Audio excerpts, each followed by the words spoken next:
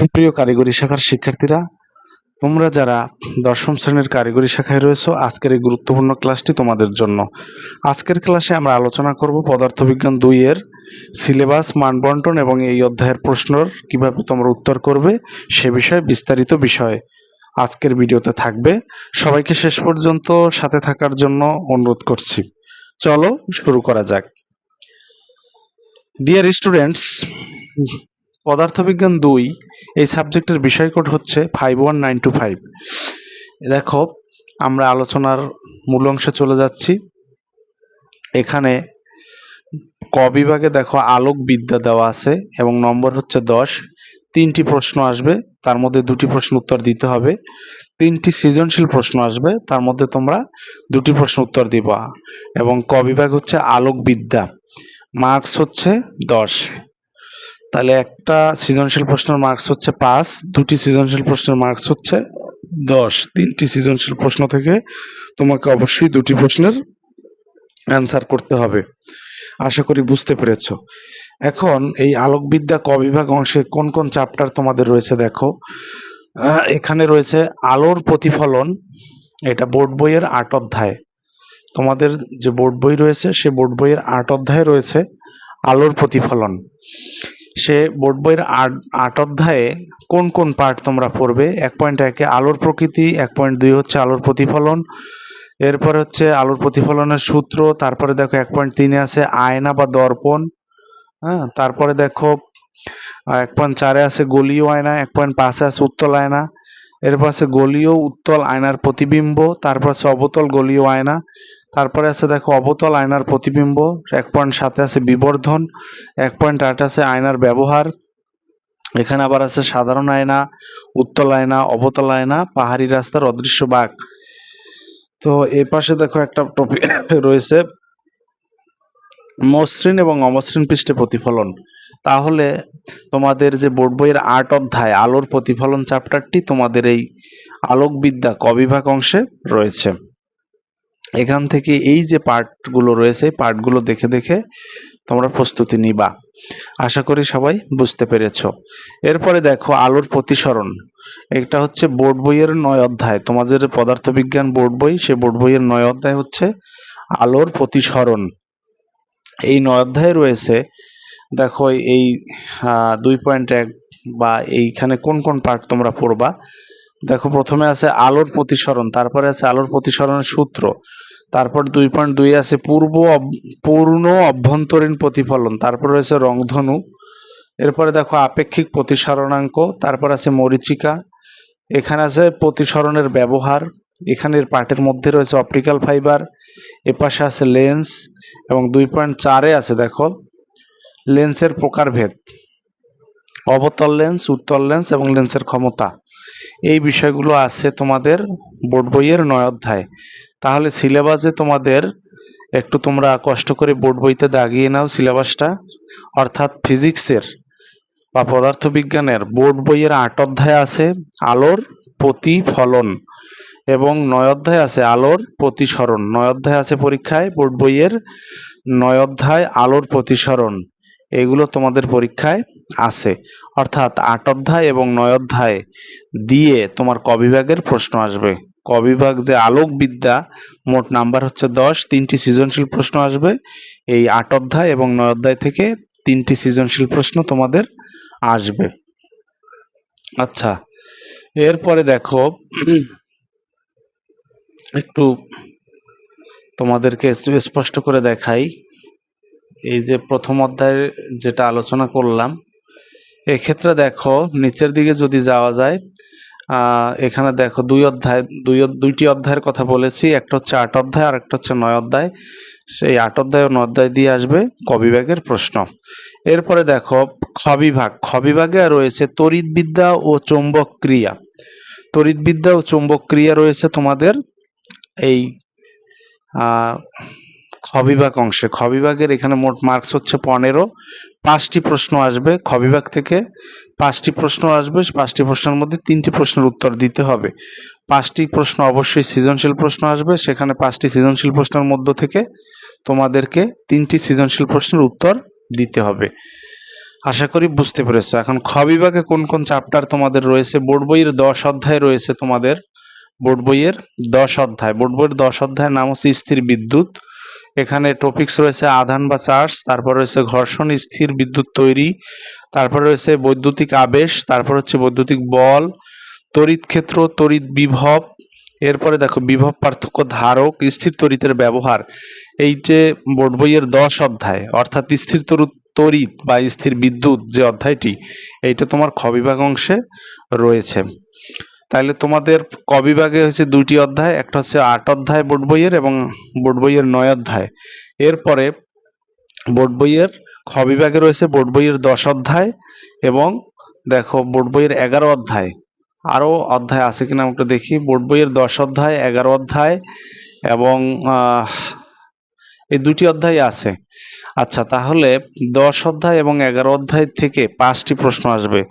তোমাদের 10 অধ্যায় এবং 11 অধ্যায় থেকে 5টি প্রশ্ন আসবে। তোমরা একটু ভালো করে বুঝে নাও যে কোন অধ্যায়গুলো তোমরা পড়বে। এখানে এই আরো একটা মনে হয় যে আছে বোর্ড বইয়ের 12 অধ্যায়, তাহলে 10, 11, 12 এই 3টে অধ্যায় থেকে 10 অধ্যায়, 11 অধ্যায়, 12 অধ্যায়, এই অধ্যায়গুলো অবশ্যই বোর্ড বই থেকে দাগাবে।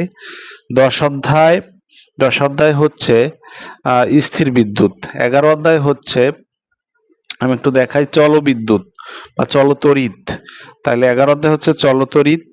তারপরে 12 অধ্যায় হচ্ছে, দেখো এখানে 12 অধ্যায়টা একটু দেখে নিচ্ছি, বিদ্যুতের চৌম্বক ক্রিয়া। এটা হচ্ছে 12 অধ্যায়। বোর্ড বইয়ের 12 অধ্যায় আছে বিদ্যুতের চৌম্বক ক্রিয়া। এই 3টি অধ্যায় অর্থাৎ 10, 11, 12 বোর্ড বইয়ের 10, 11, 12 অধ্যায় দিয়ে খ বিভাগের 5টা সৃজনশীল প্রশ্ন আসবে। সেখান থেকে তোমাকে যে কোনো 3টি প্রশ্নের আনসার করতে হবে। যে কোনো 3টি প্রশ্নের আনসার করতে হবে খ বিভাগ থেকে। আর ক বিভাগ থেকে 3টা সৃজনশীল প্রশ্নের মধ্য থেকে তোমাকে 2টি সৃজনশীল প্রশ্নের অ্যান্সার করতে হবে।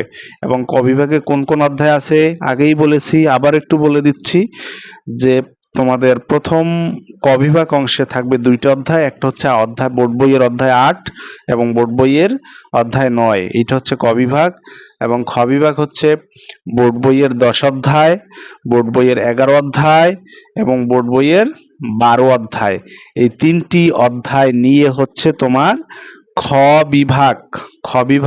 এই খ বিভাগের নাম হচ্ছে তড়িৎবিদ্যা ও চৌম্বক ক্রিয়া। খ বিভাগের শিরোনামটা হচ্ছে তড়িৎবিদ্যা ও চৌম্বক ক্রিয়া। এই বিভাগের 5টি সৃজনশীল আসবে, সেখান থেকে 3টি সৃজনশীল প্রশ্নের উত্তর দিতে হবে।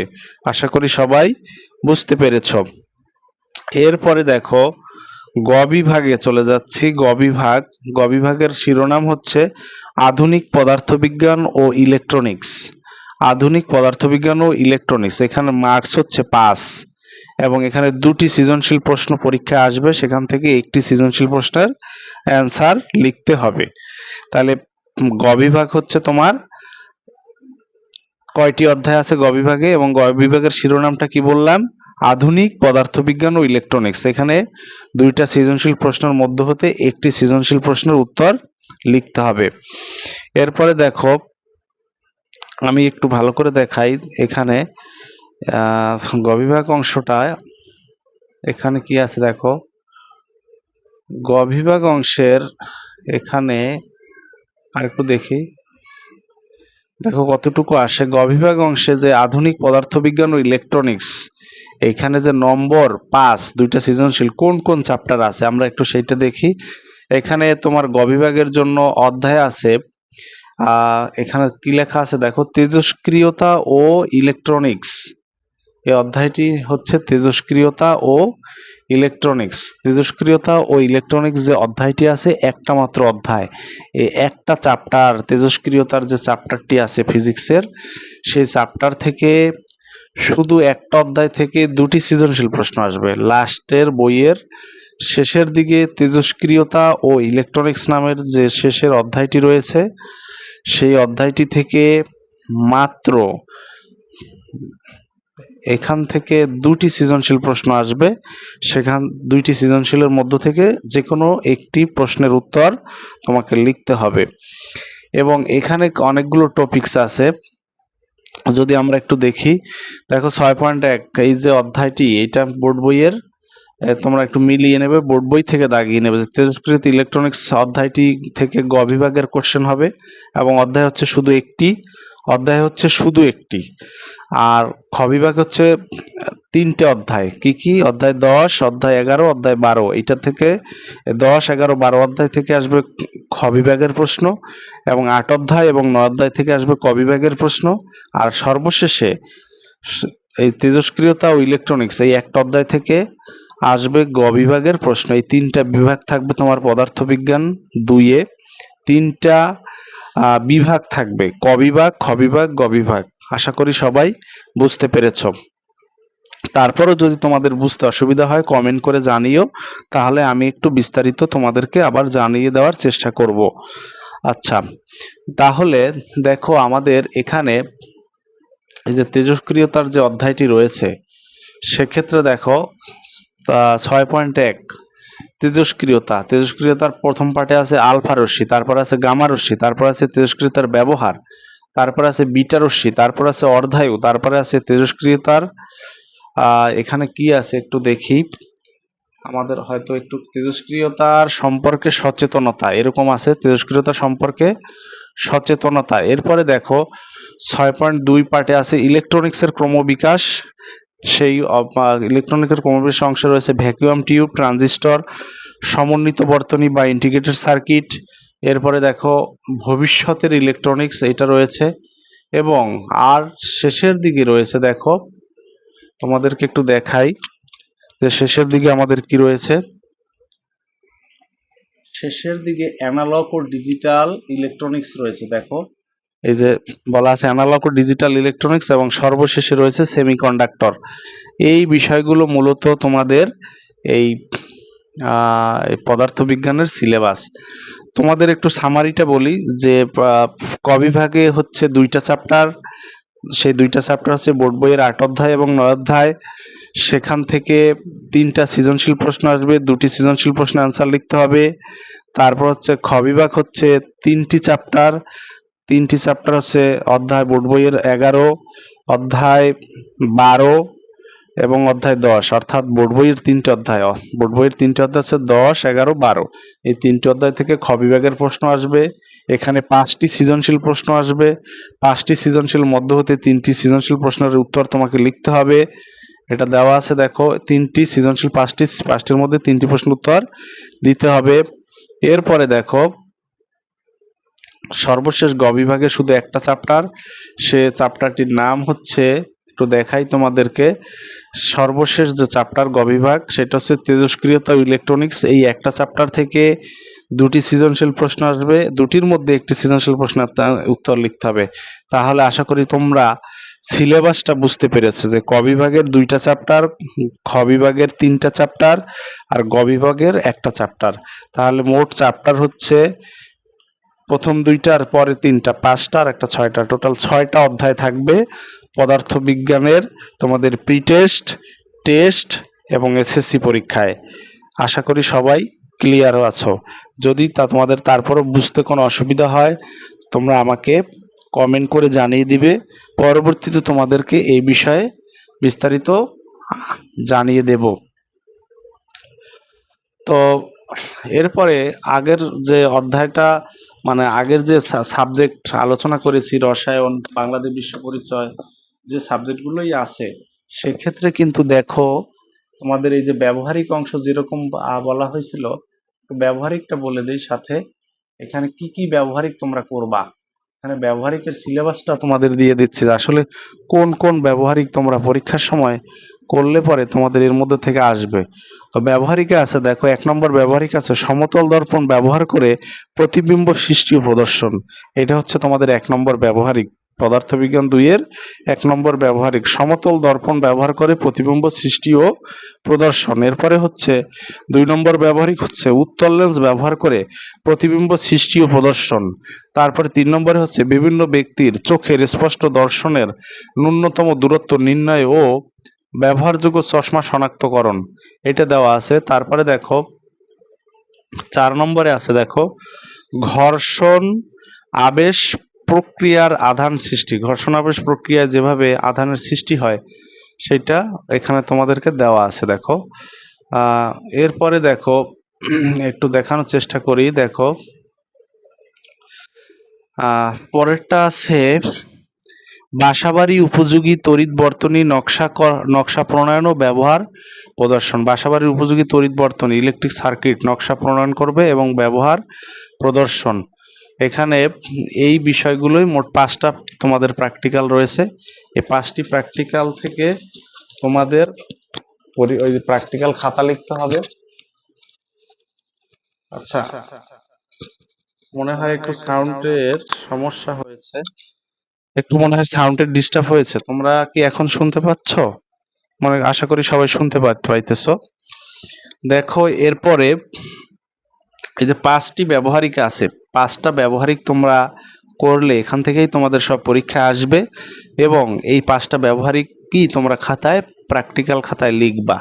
আশা করি সবাই বুঝতে পেরেছো এবং সিলেবাসটাও মোটামুটি মনে হয় যে সবার ক্লিয়ার হয়েছে। তারপরেও কোনো সমস্যা থাকলে সিলেবাস এবং ব্যবহারিক অংশ, অর্থাৎ সিলেবাস বলতে কোন কোন চ্যাপ্টার পরীক্ষা আছে এবং কি কি ব্যবহারিক তোমাদের লিখতে হবে, সেইটা তোমরা সবাই আশা করি ক্লিয়ার।